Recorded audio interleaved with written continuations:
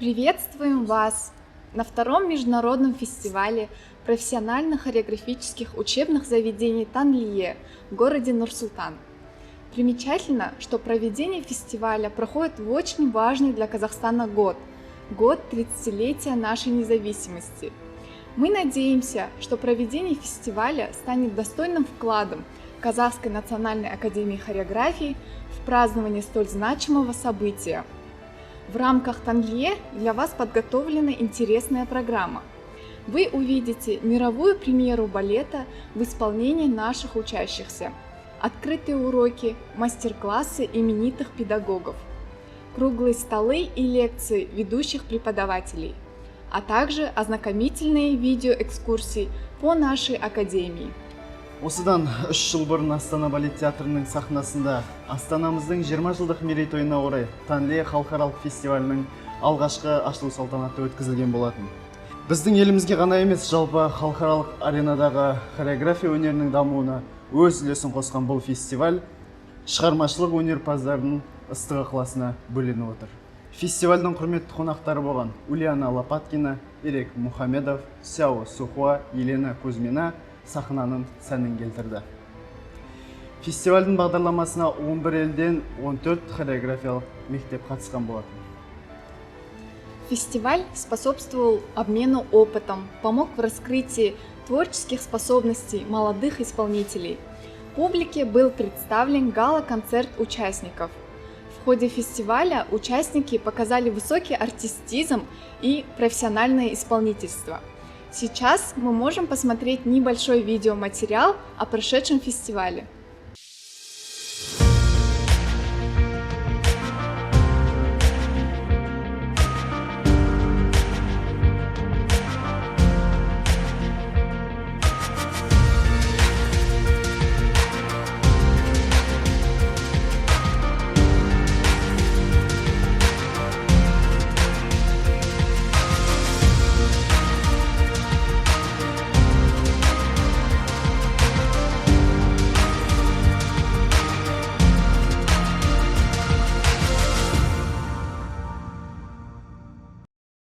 Прошло 3 года, и мы приглашаем вас на второй международный фестиваль.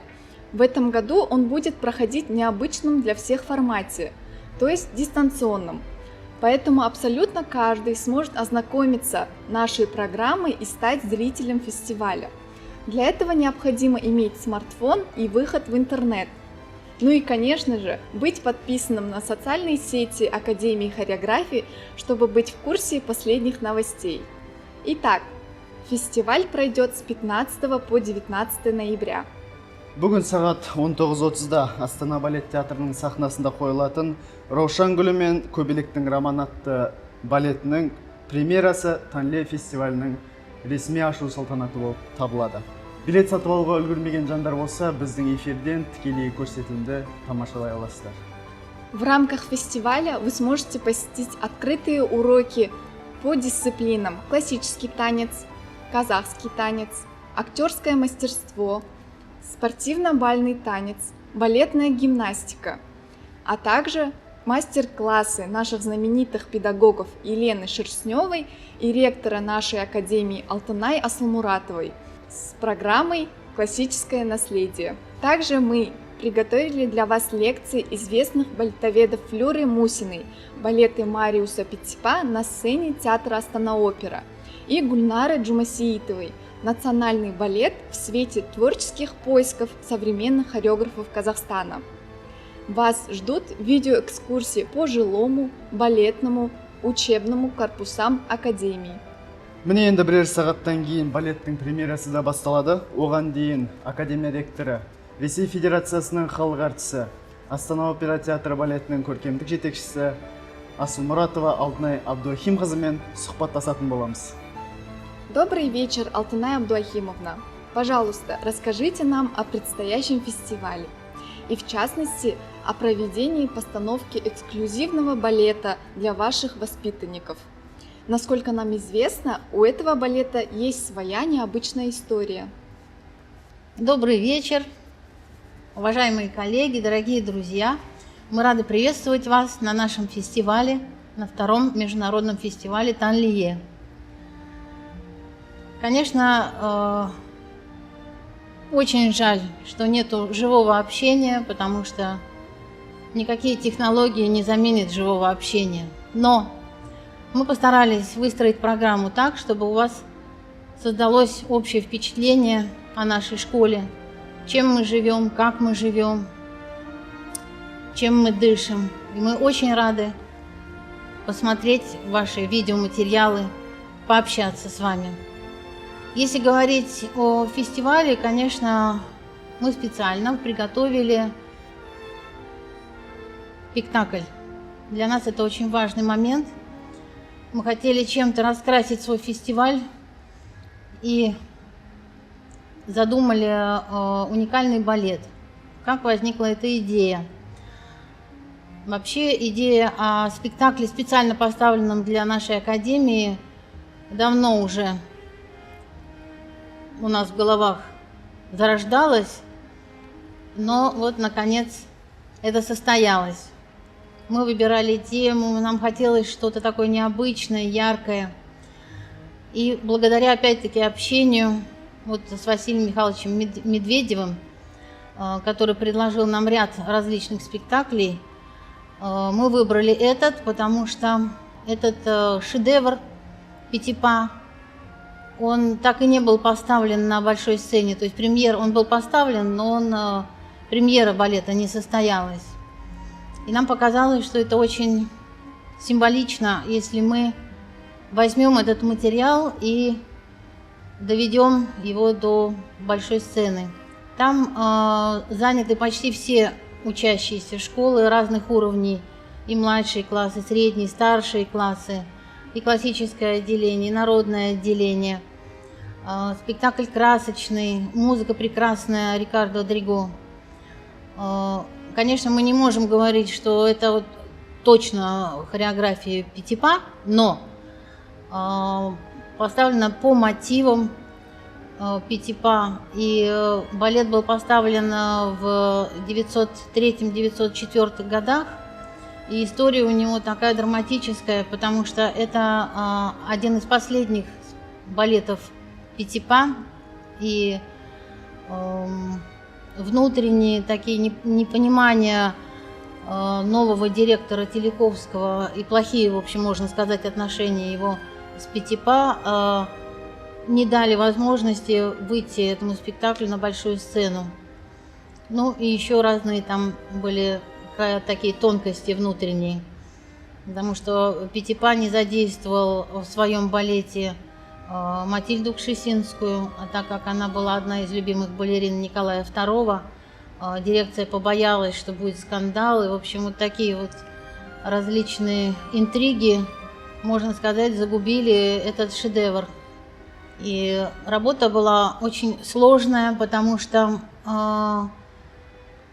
не осталось хореографического материала конкретно, как это было, но остались эскизы костюмов и либретто, сделанные Всеволожским, который долгие годы очень хорошо и плодотворно работал с Мариусом Ивановичем Петипа. И мы благодарны Театральному музею Санкт-Петербурга, госпоже Метелице, которая предоставила нам эти эскизы безвозмездно. По предоставленным эскизам художник Наталья Протасова создала новые костюмы, а художник-сценограф Жандос Амаров создал сценографию. И очень сложно было найти музыкальный материал, потому что он был разрозненный, и оркестровать его было очень сложно. И мы немножечко, правда, добавили не только музыку из этого балета, но и из других балетов Дриго, чуть-чуть добавили. У нас получился двухактный балет. Музыка прекрасная, и мы очень благодарны Даулету Шакирову, который буквально по крохам, по клавирам собрал и оркестровал эту музыку. Также хочется поблагодарить театр Астана-Опера и оркестр Астана-Опера, которые записали нам этот музыкальный материал. Вот, и получилось очень симпатично. Хореография очень сложная. Василий Михайлович не щадил детей, он ставил достаточно технично. И надо учесть, что все-таки работа велась в непростое время, когда очень трудно что-то планировать на следующий день. Вы знаете, что сейчас с этой пандемией никогда не знаешь, что будет завтра. И вирус никуда не улетучился, и иногда кто-то болеет, мы пропускаем, но мы работали с таким энтузиазмом, и я очень благодарна педагогам, которые целыми днями репетировали и собирали там большое количество кардебалета и всякой бутафории. Ну, в общем, мы хотели сделать такой праздник, такую сказку, чтобы это было красочно, чтобы это было классично, чтобы это было академично. И очень надеемся, что у нас это получилось. Благодарим Василия Медведева, который вместе с ассистентом Станиславом Фечу помог нам реализовать этот проект. Василия Михайловича мы знаем очень давно, он человек очень известный в балетных кругах, он заслуженный артист Эстонии, он стоял у истоков известного фестиваля Dance Open. Он очень много балетов поставил на разных сценах в разных странах, в том числе и в Большом театре. И он является председателем фонда наследия Мариуса Петипа, выпускник нашей школы ленинградской. Так что нам работалось достаточно легко, мы, в общем, говорим на одном языке, но споры иногда, конечно, тоже бывали. Вот, но это нормальный творческий процесс. Вот, поэтому мы с удовольствием приглашаем вас посмотреть, можно сказать, мировую премьеру, потому что этот балет не был нигде поставлен. И очень надеемся, что у нас все получится. Спасибо, Алтынай Абдуахимовна. Мы все в предвкушении премьеры, предстоящих знакомств и открытий. А сейчас позвольте представить вам всех участников фестиваля. Бакинская академия хореографии, Новосибирское государственное хореографическое училище, София Бале Академия, Япония, Московская государственная академия хореографии, Якутская балетная школа, Башкирский хореографический колледж, Белорусская государственная хореографическая гимназия колледж, Римская национальная академия танца, Италия, Алматинское хореографическое училище имени Александра Селезнева. Предлагаем вашему вниманию посмотреть онлайн-презентацию участников.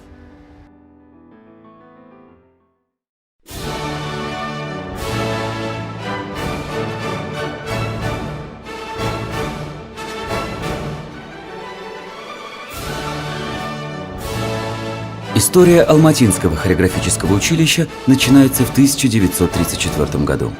На базе детского дома номер 13 была открыта музыкально-хореографическая школа. Уже через 2 года юные артисты выступили на сцене Большого театра в рамках декады казахского искусства в Москве. Но настоящее обучение балету начинается с приходом народного артиста Казахской ССР Александра Селезнева, который выстраивает систему образования на основе учебных программ Ленинградского хореографического училища.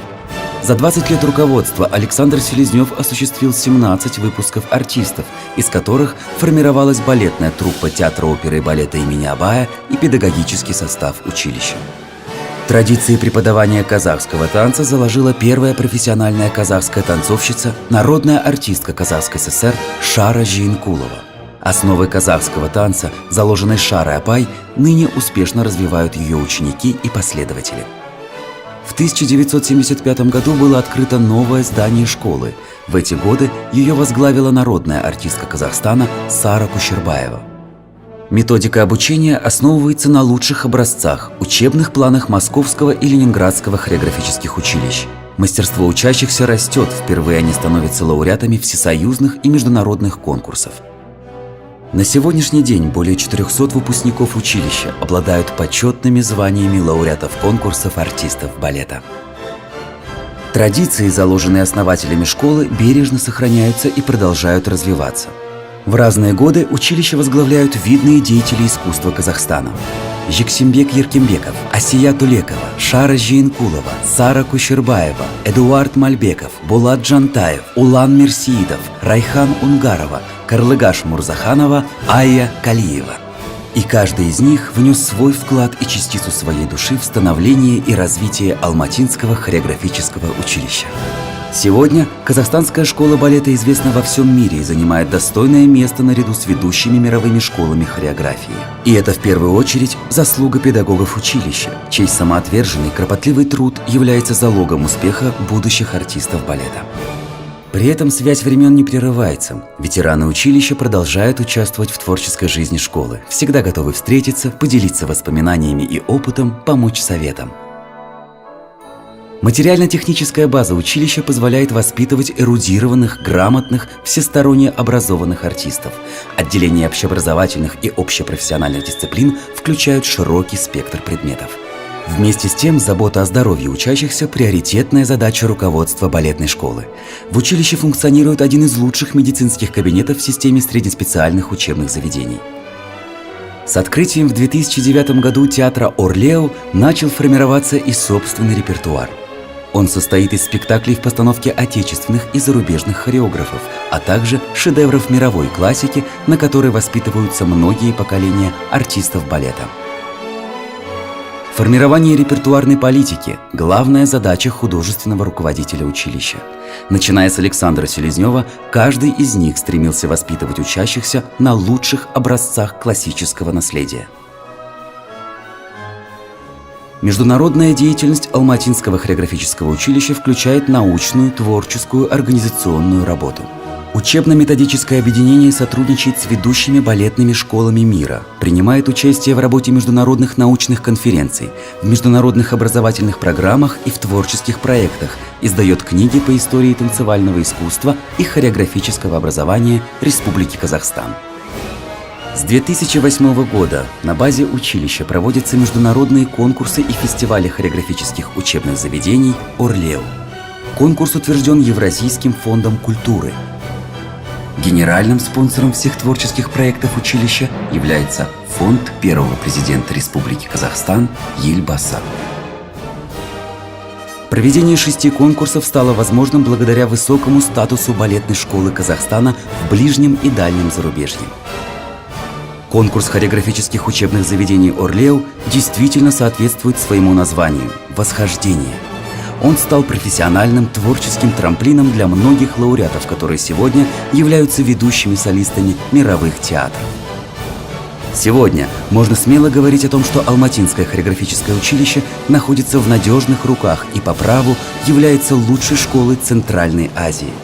И об этом свидетельствует славная 85-летняя история первой балетной школы Казахстана.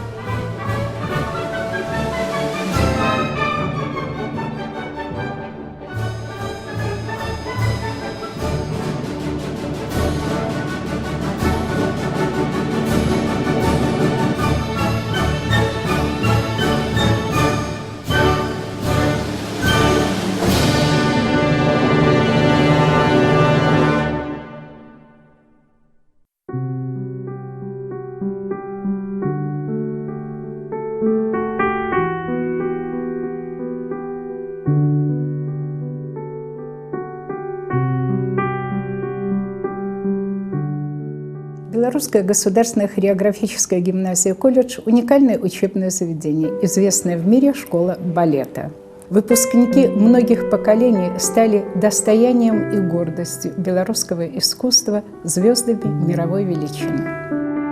Аккуратная кисть, рука и голова. И раз, держи локоть, лопатки, спина. И переход руки. Училище начало свою деятельность в 1945 году. За 73 года колледж подготовил 16 народных артистов, 30 заслуженных артистов. Выпускники работают в Национальном академическом Большом театре оперы и балета Республики Беларусь, балетной труппе Белорусского государственного академического музыкального театра, Государственном академическом ансамбле танца Беларуси, Белорусском государственном академическом заслуженном хореографическом ансамбле «Хорошки» и других ведущих коллективах страны. В колледже работает плеяда великолепных педагогов. Хорошо. Напорные ножки, ребята.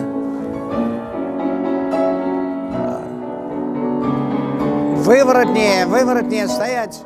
В колледж поступают одаренные дети из разных регионов Беларуси. Обучение ведется в течение 8 лет по специальности хореографическое искусство, направление классический танец, с присвоением квалификации артист, учитель, руководитель творческого коллектива. Пам и оп. Оп, рука. Пам. Стоим, подтянутые. И оп.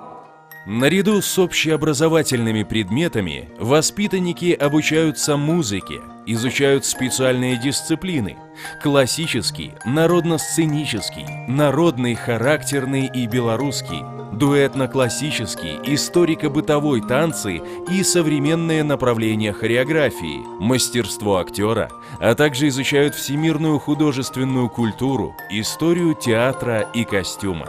Колледж имеет учебный театр, 10 балетных залов, спортзал, костюмерную, столовую, здравпункт, общежитие. Высокий профессиональный уровень подготовки и хорошая материальная база привлекают иностранных граждан для обучения. Сегодня в колледже обучаются юноши и девушки из России, Украины, Японии, США.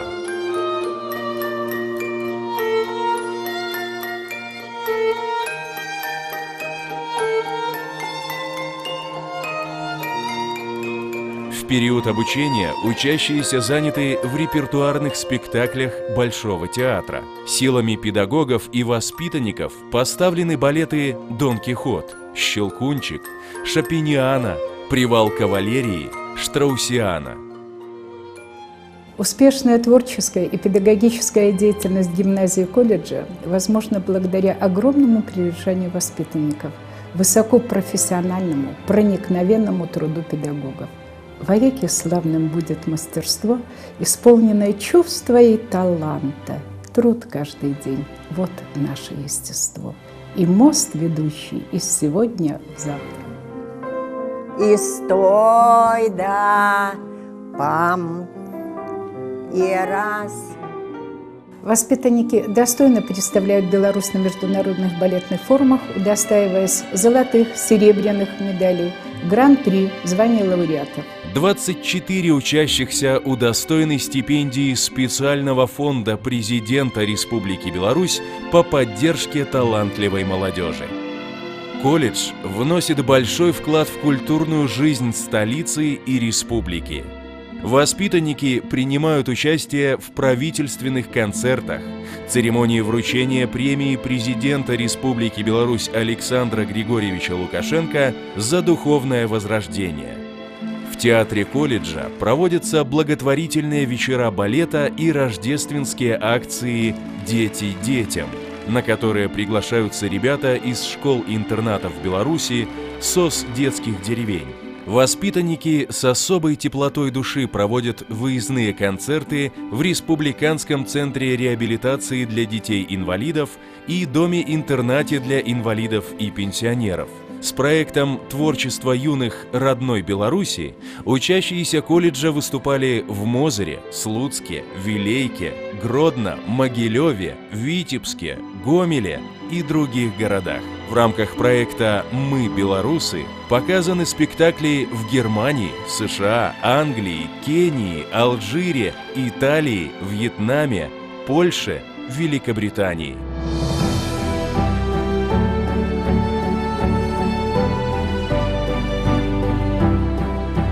В волшебстве балетных залов происходит чудо, и мечта о танце для воспитанников превращается в призвание, а танец достигает высокой степени совершенства и виртуозности исполнения. Создав отечественную балетную школу, воспитав в своих стенах мастеров и звезд мирового балетного искусства, колледж и сегодня уверенно ведет своих воспитанников к новым вершинам. Наша жизнь!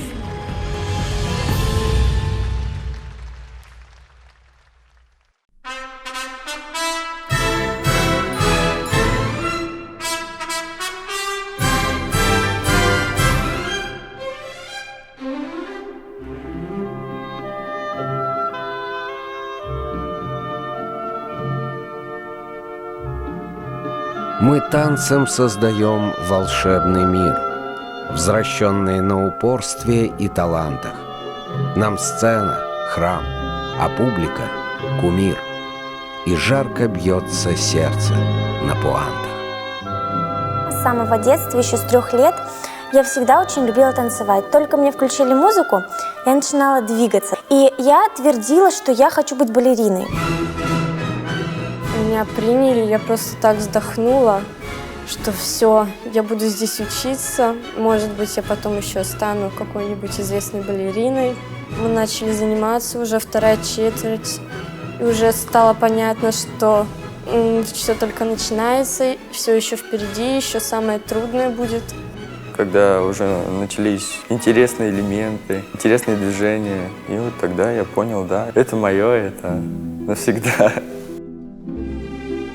Они приходят сюда в ожидании, что все, они сейчас будут танцевать, да, все на сцене, а их ставят к станку, запирают в балетный зал, ежедневные занятия по 3-4 часа, а то по 5 и по 6. Зачем столько движений мы делаем на уроке классического танца? В первый год мне было несколько тяжело и непонятно, и пока нам педагог не рассказал, не разжевал, пока мы не завели тетрадки и не начали описывать каждое движение, для чего оно нужно, только после этого я начала понимать, что, для чего и зачем. Предмет самый основной, классический танец, он требует огромных затрат и любви. Но у нас все талантливые дети, и очень быстро они становятся преданными нашей школе и будущей профессии. И знаете, очень интересно, к концу 1-го года они уже все актеры, у них уже выправка. Они чувствуют себя вот какими-то избранными детьми, что тоже очень важно. Это штучная профессия, как принято говорить, и по праву именно так. Мы с трудом отбираем этих детей, терпеливо, кропотливо выращиваем их и передаем прежде всего эти подготовленные кадры нашему театру. Сам уклад жизни в нашей школе отличается от общеобразовательной школы. Культурой поведения, культурой вообще. Дети у нас тут заняты, иногда бывают с 8:30 утра и до 6, и до 7 вечера. А потом еще и спектакль, огромная нагрузка. Сама профессия настолько сильно дисциплинирует и затягивает. Ребенок становится самостоятельным, аккуратным, дисциплинированным, очень ответственным.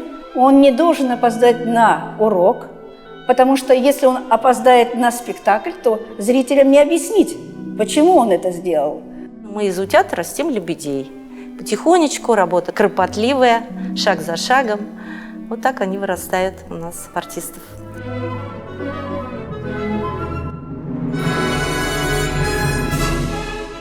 Артисты балета. С момента открытия в победном 45-м грандиозного Новосибирского театра На его сцене блистали выпускники Ленинградской и Московской балетных школ.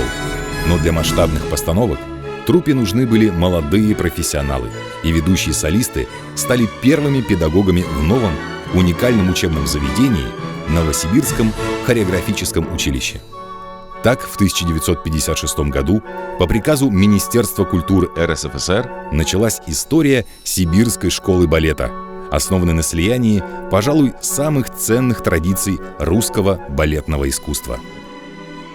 Моя педагогическая работа началась в хореографическом училище.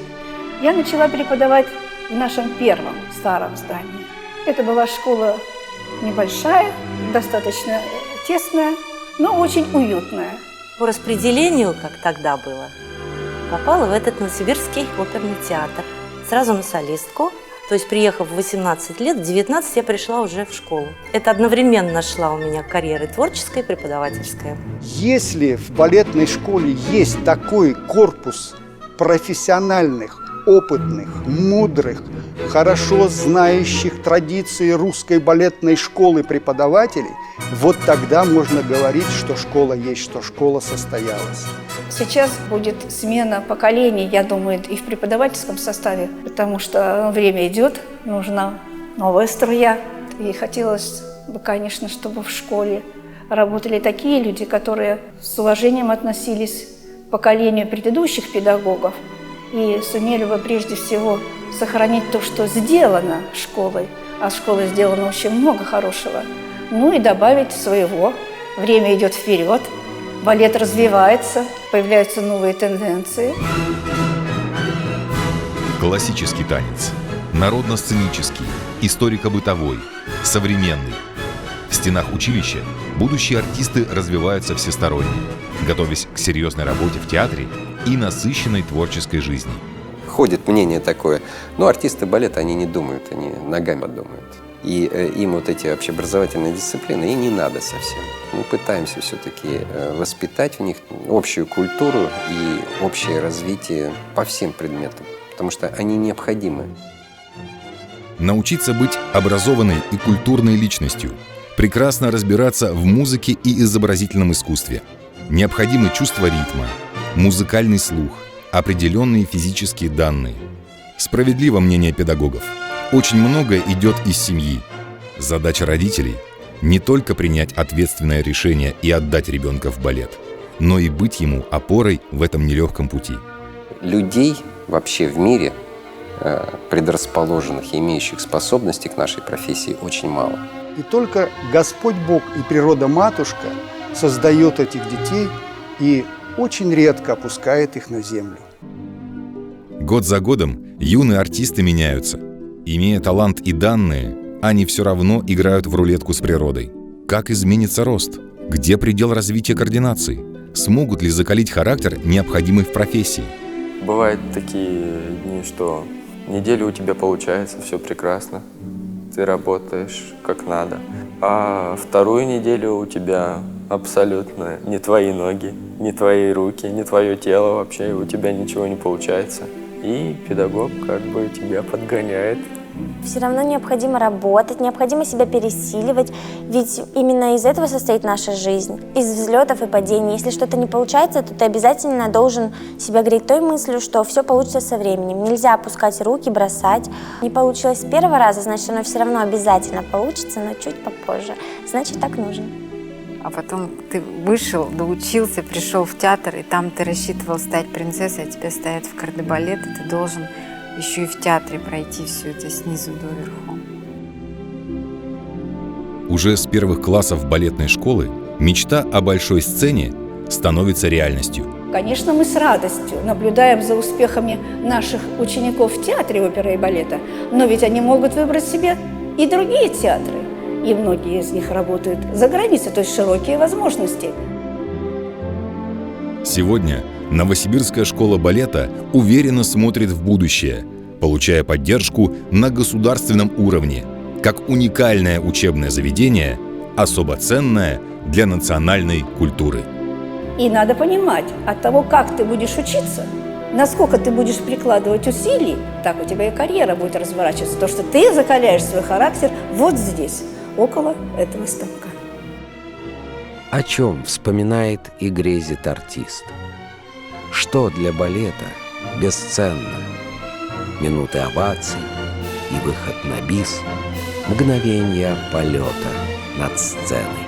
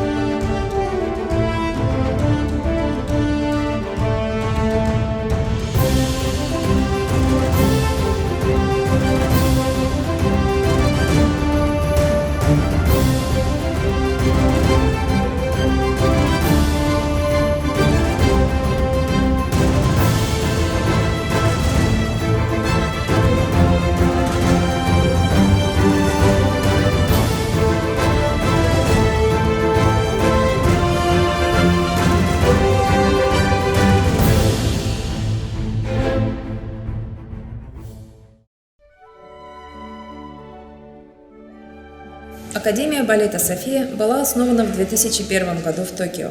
Педагогический путь основателя школы Мичиё Накагава с детства связан с русским балетом.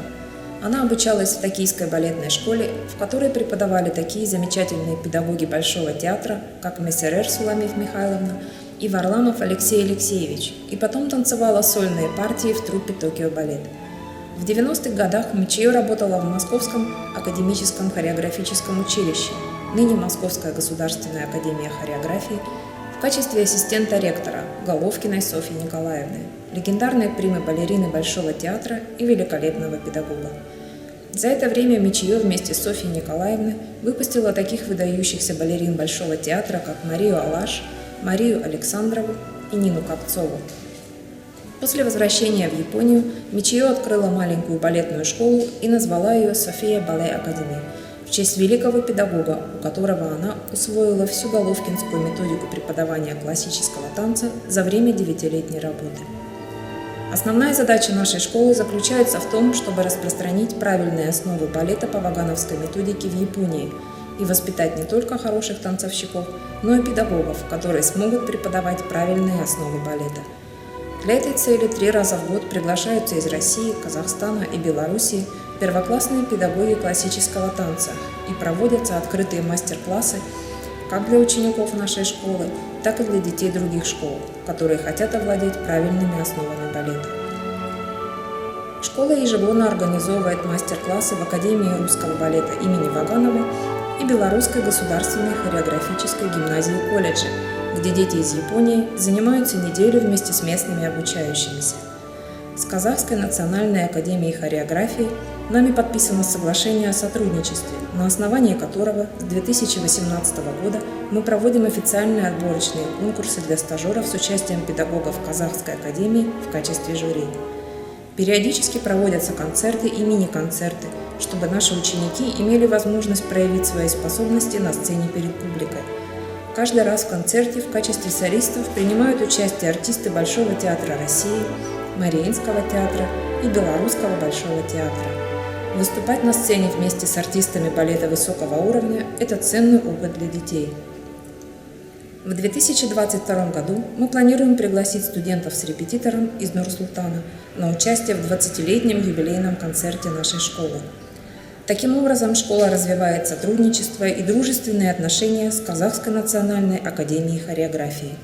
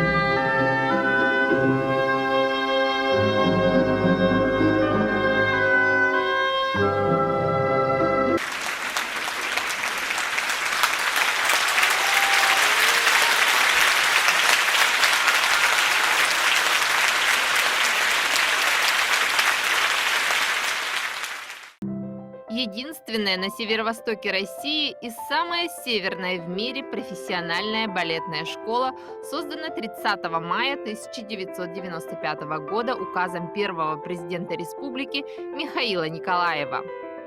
Основателем и идейным вдохновителем стала Наталья Семеновна Посельская, первый директор и художественный руководитель школы. Сегодня балетная школа Якутии имени Аксиньи и Натальи Посельских – это кузница кадров для лучших театров страны.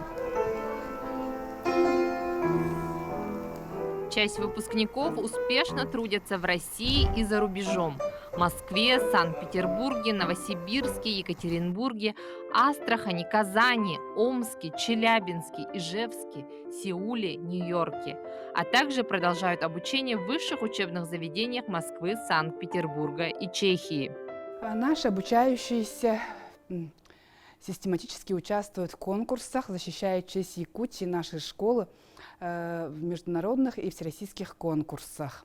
Это в Италии, в Японии, в Южной Корее, в Казахстане и в престижных конкурсах России. Становятся призерами, обладателями гран-при, победителями. Сегодня здесь обучаются ровно 100 талантливых детей из разных уголков республики, которых связывает одна страсть – любовь к искусству балета. Для них созданы все условия для занятий любимым делом, расти и развиваться. В здании у нас 5 хороших балетных залов, здесь 6 учебных кабинетов, даже специализированные 4 музыкальных кабинета у нас, где дети индивидуально занимаются по общему фортепиано. У нас свой учебный театр, костюмерная, пошивочный цех. Каким бы ни был загруженным и плотным график учеников балетной школы, уроки по общеобразовательным предметам идут по расписанию. Учебники, тетради, домашние задания – все как у всех. Успевать все и даже больше должен каждый, кто решил связать свою жизнь с балетом, потому что этот вид искусства не приемлет полутонов. Нужно отдаваться полностью.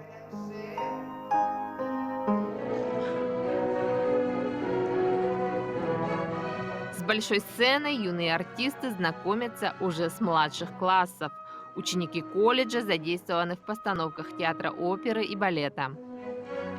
Есть детские партии в балетах «Золушка», «Дон Кихот», «Спящая красавица», «Корсар». Учащиеся старших классов и студенты, они заняты у нас на местах артистов и наравне с ними танцуют в балетах, таких как «Лебединое озеро», «Ромео и Джульетта», «Спартак». И помимо этого, естественно, мы участвуем в творческих проектах, участвуем в благотворительных концертах, на гастроли ездим и участие во всероссийских международных конкурсах. Это подготовка, приобретение обучающимся навыков и опыта работы на сцене. За историю в четверть века здесь, в Якутской балетной школе, работали и продолжают работать лучшие педагоги, среди которых немало своих же выпускников. Моя жизнь неразрывно связана с искусством балета. Вот уже с 92 года, мне было 10 лет, когда я попала вот в первый набор школы и отучилась в стенах этой школы. Получается, работала в театре, но потом так получилось, что Наталья Семеновна, основатель балетной школы, она позвала меня обратно в школу в качестве уже преподавателя. Балетная школа для меня это, конечно, уже связана вся моя жизнь, потому что с детства и до сегодняшнего дня я нахожусь неразрывно с этим искусством. На сегодняшний день я стараюсь передавать любовь, свое все вдохновение уже маленьким детишкам, чтобы они получили профессию и прониклись этим искусством балета. Балетная школа имени Аксиньи Натальи Посельских носит звание победителя всероссийского конкурса «Лучший колледж Российской Федерации», проведенного Санкт-Петербургским научно-исследовательским институтом социальной статистики. Якутская балетная школа с достоинством продолжает путь в четверть века и с уверенностью смотрит в будущее.